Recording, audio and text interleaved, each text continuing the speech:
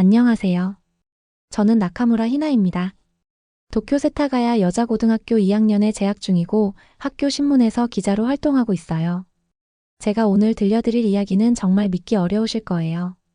하지만 모든 것이 실제로 제가 경험한 일이랍니다.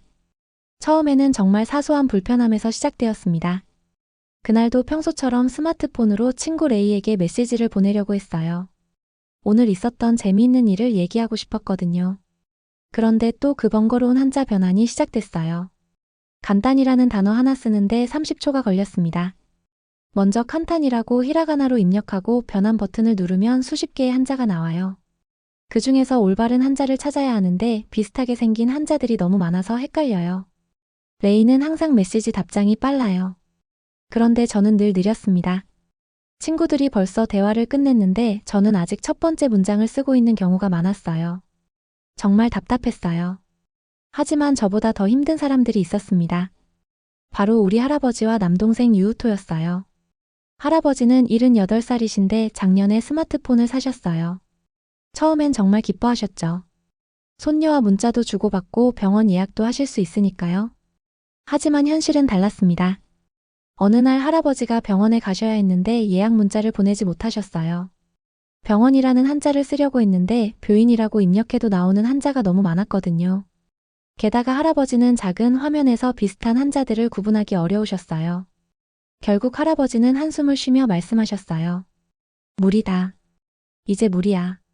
내 나이에 이런 걸 배우기엔 너무 늦었나 봐. 그때 제 마음이 얼마나 아팠는지 몰라요. 할아버지는 평생 일본어를 쓰셨는데 디지털 시대가 되니까 오히려 소통에 어려움을 겪으신 거예요. 하지만 가장 가슴 아픈 건 제 남동생 유우토의 이야기였습니다. 유우토는 올해 10살 초등학교 4학년이에요. 2년 전에 난독증 진단을 받았어요. 난독증이 뭔지 아세요? 글자를 읽고 쓰는데 어려움을 겪는 학습 장애예요. 보통 아이들도 한자 배우기 힘들어하는데 난독증이 있는 유우토에게 한자는 특히 어려웠어요. 나무라는 뜻의 목자와 책이라는 뜻의 본자가 계속 헷갈렸어요. 새라는 뜻의 조자가 까마귀라는 뜻의 오자로 보였고요. 매일 밤 유우토는 한자 공부를 하면서 울었어요. 3시간씩 연습해도 다음 날이면 다 잊어버렸거든요. 한자 시험 때마다 낮은 점수를 받았고 친구들은 유우토를 놀렸어요. 가장 마음 아픈 건 유우토가 어느 날 제게 한 말이었어요. 누나, 나는 머리가 나쁜가 봐. 아무리 노력해도 안 되니까. 내가 문제인 거지? 아니에요. 유우토가 문제가 아니에요. 상용 한자만 2136자, 거기에 히라가나 46자, 가타카나 46자까지. 초등학생이 100여 개의 한자를 외워야 해요. 이렇게 많은 문자를 배워야 하는 게 아이들에게 얼마나 큰 부담일까요? 그날 밤 저는 침대에 누워서 생각했어요. 이게 정말 유우토의 잘못일까? 아니면 우리가 쓰는 문자 시스템이 너무 복잡한 걸까? 그러던 중 정말 놀라운 것을 발견하게 됩니다. 그날 저녁 침대에 누워서 유튜브를 보고 있었어요. 요즘 제가 푹 빠진 K-팝 아이돌 그룹의 직캠 영상이었죠. 영상 아래 댓글들을 보니까 한국 팬들이 정말 많더라고요. 저도 그들과 소통하고 싶었어요. 하지만 한국어를 모르니까 무슨 말인지 하나도 알아들을 수 없었죠. 그때 문득 한국 팬들의 댓글을 자세히 보니까 정말 신기했어요. 동그라미, 세로줄, 가로줄 같은 간단한 모양들이 조합되어서 글자를 만드는 거예요. 일본어처럼 복잡한 한자도 없고 히라가나, 가타카나처럼 외워야 할 글자도 많지 않아 보였습니다. 호기심이 생겨서 인터넷으로 한국어에 대해 찾아봤어요. 그때 처음 알게 된 게 한글이라는 이름이었습니다. 검색 결과를 보고 저는 놀랐어요. 한글은 자음 14개와 모음 10개, 단 24개의 글자로 모든 소리를 표현할 수 있다는 거예요. 일본어를 생각해 보세요. 히라가나 46개, 가타카나 46개, 그리고 수천 개의 한자까지 외워야 해요. 그런데 한글은 기본적으로 24개만 알면 되는 거예요. 정말 신기했습니다. 더 놀라운 건 한글의 과학적인 구조였어요. 기역은 혀가 목구멍에 닿는 모양을 본뜬 거고, 니은은 혀가 윗잇몸에 닿는 모양을 본뜬 거래요. 그냥 무작정 외우는 게 아니라 원리가 있는 거였어요. 세종대왕이라는 왕이 백성들을 위해 만들었다는 이야기도 읽었어요. 어려운 한자를 모르는 백성들도 쉽게 글을 읽고 쓸 수 있도록 만든 거래요. 나라의 말이 중국과 달라서 한자와 서로 통하지 않으니라는 문장이 한글을 만든 이유를 설명한 거예요. 백성들이 말하고 싶은 것이 있어도 제대로 표현하지 못한다는 것을 안타까워한 왕의 마음이 담겨 있었죠. 500년 전 조선의 왕이 고민했던 문제가 지금 우리 가족에게도 비슷하게 일어나고 있는 거예요. 할아버지가 문자를 못 보내시고 유우토가 글을 읽는데 어려움을 겪는 것처럼요. 그날 밤 저는 잠이 안 왔어요. 새벽까지 한글에 대해 공부했습니다. 가나다라마바사 이런 식으로 자음 순서를 외웠어요. 아야어여 우요 우유의 모음 순서도 외웠고요. 처음에는 모양이 낯설어서 어려울 줄 알았는데 생각보다 이해하기 쉬웠어요. 기역 더하기 아 하면 가, 니은 더하기 아 하면 나. 마치 수학 공식처럼 규칙적이었어요. 며칠 동안 열심히 공부해서 저는 한글을 읽을 수 있게 되었어요. 물론 뜻은 몰랐지만 소리는 낼 수 있게 된 거죠. 일주일쯤 지났을 때 저는 제 이름을 한글로 써봤어요. 히나, 히에나. 간단했어요. 일본어로는 라고 쓰는데 한글로는 4개의 기호만 조합하면 되는 거예요. 그때 문득 생각이 났어요. 만약 유우토가 한글을 배운다면, 복잡한 한자 대신 이 규칙적인 글자를 배운다면, 가슴이 두근거렸어요. 이건 단순한 외국 문자가 아니었어요. 이건 새로운 가능성이었습니다. 며칠 후 저는 한 가지 실험을 해보기로 했습니다. 아침 식사 시간 할아버지가 또 스마트폰을 붙잡고 씨름하고 계셨어요. 친구분께 문자를 보내려고 하시는데 또 한자 변환 때문에 고생하시는 거였죠. 할아버지, 제가 최근에 재미있는 걸 발견했어요. 한번 보실래요? 저는 할아버지 옆에 앉아서 종이에 큰 글씨로 히읗, 아, 리를 아, 비읍, 어, 지읒, 이를 써드렸어요. 이게 뭐니? 한글이라는 거예요. 한국 글자인데 이거 8개만 알면 할아버지를 쓸 수 있어요. 할아버지는 반신반의하셨지만 제가 하나하나 설명해드렸어요. 히읗 목구멍에서 나는 소리예요. 아는 입을 크게 벌리는 소리고요. 놀랍게도 할아버지는 금방 이해하셨어요. 30분 정도 연습하시더니 할아버지라는 단어를 한글로 쓰실 수 있게 되었어요. 이렇게 규칙적인 거였어. 할아버지의 눈이 반짝이셨어요. 그리고 스마트폰에 한국어 키보드를 설치해드렸죠. 1시간 후 놀라운 일이 일어났습니다. 할아버지가 처음으로 쉽게 문자 메시지를 보내신 거예요. 희나야 사랑해. 비록 한글로 쓴 메시지였지만 할아버지가 복잡한 변환 과정 없이 쓰신 문자였어요. 할아버지는 눈물을 글썽이셨어요. 내 나이 78에 이렇게 쉽게 문자를 보낼 수 있구나. 희나야 고맙다. 그날 저녁 더 중요한 도전이 있었습니다. 유우토가 또 한자 숙제를 하면서 울고 있었어요. 학교라는 한자를 쓰는데 29획이나 되는 복잡한 글자였거든요. 유우토야, 누나가 재미있는 거 보여줄게. 이거 한번 해볼래? 저는 유우토에게 한글을 가르쳐주기 시작했어요. 처음엔 유우토도 겁을 냈어요. 또 새로운 글자를 배워야 한다고 생각했으니까요. 유우토야, 이건 달라. 24개만 알면 모든 걸 쓸 수 있어. 기역, 니은, 디귿, 리를 하나씩 가르쳐줬어요. 유우토는 난독증이 있지만 한글은 달랐어요. 모양이 단순하고 규칙이 명확해서 헷갈리게 적었거든요. 일주일 동안 매일 조금씩 연습했어요. 처음엔 하나하나 천천히, 그 다음엔 조금씩 빠르게. 열흘째 되는 날 유우토가 가나다라마 바사아를 읽었어요. 2주까지 지났을 때 유우토가 자기 이름을 한글로 썼어요. 유우토. 그리고 한 달이 지났을 때 그 순간이 왔습니다. 누나, 이거 봐. 내가 쓴 거야. 유우토가 종이에 쓴 글자를 보여줬어요. 누나 사랑해. 그 순간 저는 숨이 멎는 것 같았어요. 유우토가 글을 읽었어요. 난독증으로 2년 동안 글을 제대로 읽지 못했던 유우토가 한글로 쓴 문장을 읽은 거예요. 누나, 내가 읽었어. 진짜로 읽었어. 유우토가 방방 뛰면서 소리쳤어요. 너무 기뻐서 온 집안을 뛰어다녔죠. 엄마, 아빠, 나 글 읽었어. 누나 사랑해라고 읽었어. 부모님도 달려오셨어요. 유우토가 쓴 한글을 보고는 믿을 수 없다는 표정을 지으셨죠. 유우토가 정말 이걸 읽은 거니? 응. 누나가 가르쳐준 한글이야. 나 머리 나쁜 거 아니었어. 글을 읽을 수 있어. 그날 밤 우리 가족은 모두 함께 울었어요. 기쁨의 눈물이었죠. 다음날 학교에서 저는 친구 레이에게 어제 일을 이야기했어요. 레이, 믿기 어렵겠지만 우리 유우토가 글을 읽었어. 한글로. 레이는 처음엔 믿지 않았어요. 유우토의 난독증을 알고 있었거든요. 정말이야? 그 유우토가? 응, 한 달 동안 연습해서 자기 이름도 쓰고 문장도 읽었어. 너도 배워볼래? 점심시간 우리는 옥상 구석에 앉았어요. 저는 레이에게 한글을 가르쳐주기 시작했죠. 이게 기억이야. 혀가 목구멍에 닿는 모양을 본뜬 거래. 레이는 똑똑한 친구예요. 1시간 정도 연습하더니 자음과 모음의 원리를 이해했어요. 와, 정말 체계적인데? 이걸로 모든 소리를 쓸 수 있다고? 레이가 자기 이름을 한글로 써봤어요. 레이. 리를의 이응이. 신기했어요. 한자로는 라고 쓰는데 한글로는 이렇게 간단해. 그때 옆을 지나가던 사카이 유나가 우리를 봤어요. 뭐해? 무슨 암호 같은데? 한글이야. 한국 문자인데 정말 규칙적이야. 너도 배워볼래? 유나도 호기심을 보였어요. 그리고 쿠도사키, 모리 모모카도 합류했죠. 점심시간이 끝날 때쯤 5명 모두 한글의 기본 원리를 이해하게 되었어요.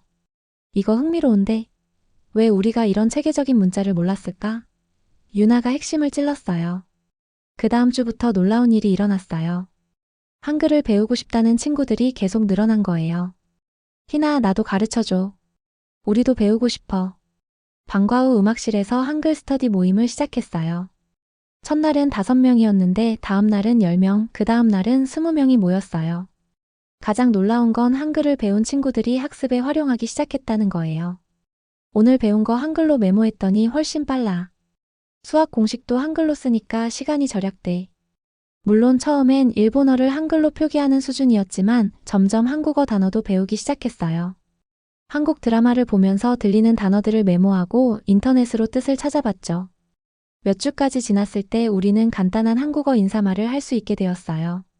복도에서 만나면 안녕하세요라고 인사하고 헤어질 때는 안녕히 가세요라고 했죠. 더 놀라운 건 공부 효율이 올라갔다는 거예요. 수업 시간에 필기할 때 한글로 메모하니까 훨씬 빨랐거든요. 일본어로는 이라고 쓸 걸 한글로는 확인이라고 쓰면 되니까요. 레이가 말했어요. 희나, 이거 정말 효율적인 것 같아. 우리가 얼마나 복잡한 문자를 쓰고 있었는지 이제야 알겠어. 학교 신문 친구들도 관심을 보였어요. 희나, 이거 기사로 써도 될까? 한글의 과학적 구조와 학습 활용법이라는 제목으로. 하지만 저는 조심스러웠어요. 아직은 조용히 진행하는 게 좋을 것 같았거든요. 그런데 이미 한글 학습 모임은 계속 커지고 있었어요. 다른 반 친구들도 배우고 싶어 했고 심지어 1학년과 3학년 학생들도 찾아왔어요. 선배님, 저희도 한글 배우고 싶어요. 후배들아, 물론이지. 같이 배우자. 2달이 지났을 때 우리 학교 학생 중 100명이 넘는 친구들이 한글을 읽고 쓸 수 있게 되었어요. 이제 우리의 조용한 학습 모임을 세상에 알릴 시간이 왔습니다. 어느 날 유나가 제안했어요. 우리 더 이상 숨어서 활동하지 말자.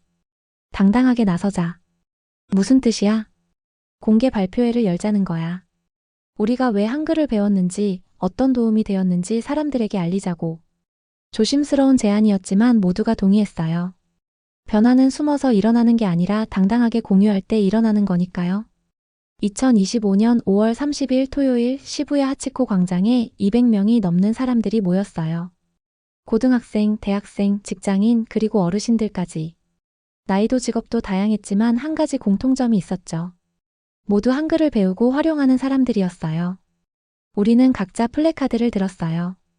재미있는 건 플래카드의 문구가 한글과 일본어로 함께 쓰여 있었다는 거예요. 언어는 도구다. 소통의 자유를 존중하라. 한글은 모두를 위한 선물. 특히 인상적이었던 건 난독증 아동 부모님들의 플래카드였어요. 우리 아이도 읽을 권리가 있다. 복잡한 문자가 내 아이를 힘들게 한다. 유우토처럼 모든 아이가 글을 읽게 하라. 유우토도 왔어요. 작은 손에 플래카드를 들고 있었죠. 나는 이제 책을 읽을 수 있어요. 할아버지, 할머니들도 오셨어요. 78년 만에 쉽게 문자를 보냈습니다. 한글 덕분에 손자와 대화해요. 발표회는 평화롭게 시작됐어요. 우리는 한글의 구조를 설명하고 실제 활용 사례를 공유했죠. 한 대학생이 마이크를 잡고 말했어요. 저는 공대생입니다. 매일 리포트를 쓰는데 한자 변환 때문에 다른 나라 학생들보다 시간이 오래 걸려요. 한글로 메모하니 효율이 많이 올랐어요. 한 어머니도 증언했어요. 제 아들은 난독증이 있어요.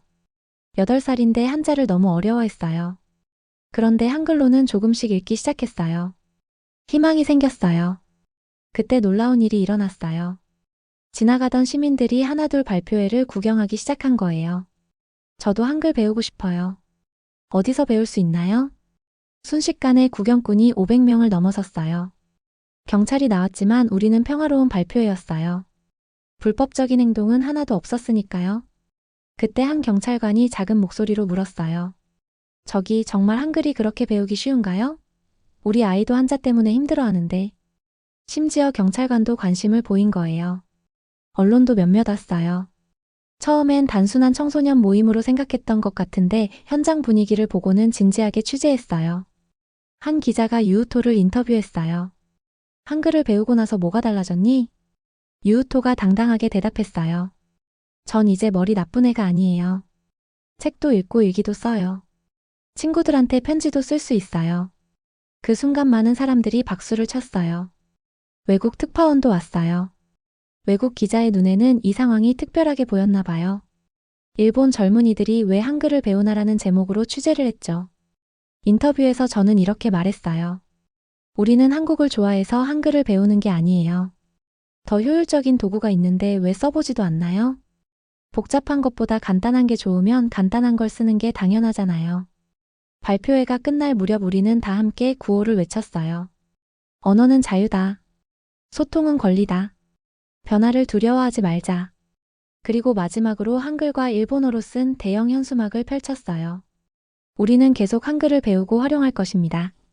그날 이후 일본 사회에 작은 파장이 일었어요. 다양한 의견이 나왔죠.